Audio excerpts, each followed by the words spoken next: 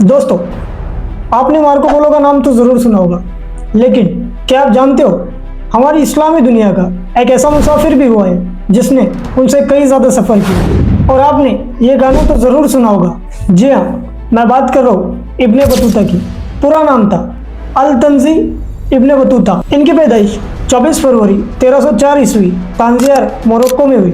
बचपन से ही इनके दिल में इल्म हासिल करने का और सफ़र करने का शौक़ मौजूद था। 21 साल की उम्र में इब्ने बतूता हज के सफ़र के लिए रवाना हुए, लेकिन यह सफ़र उनका वही ख़त्म नहीं हुआ, बल्कि यहीं से उनका असल सफ़र शुरू हुआ। करीब 30 साल तक उन्होंने मुस्लिम ममालिक का सफ़र किया। कहा जाता है कि इब्ने बतूता ने 1,17,000 किलोमीटर का सफ़र तय किया, इस दुनिया के 3 चक्कर लगाने के बराबर का।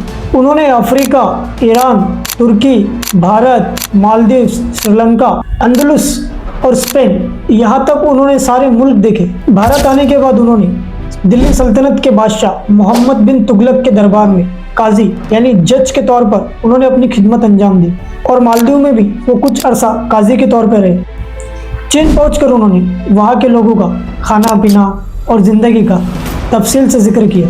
उनकी सबसे मशहूर किताब है जिसका नाम है रिहाला। उस किताब में उनके तमाम ज़िंदगी में उन्होंने जो सफ़र किए उसका तफसील से जिक्र मौजूद है। इस किताब से हमें मालूम होता है कि किस तरह से दुनिया के अलग अलग हिस्सों में अलग अलग तहजीबें पाई जाती हैं और उनकी अपनी अपनी रिवायतें होती हैं। इब्ने बतूता की वफ़ात 1369 ईस्वी मराकेश में हुई, लेकिन उनकी ज़िंदगी आज भी हमें ये पैगाम देती है कि इंसान हौसला और हिम्मत रखे तो पूरी दुनिया उसका घर बन जाती है।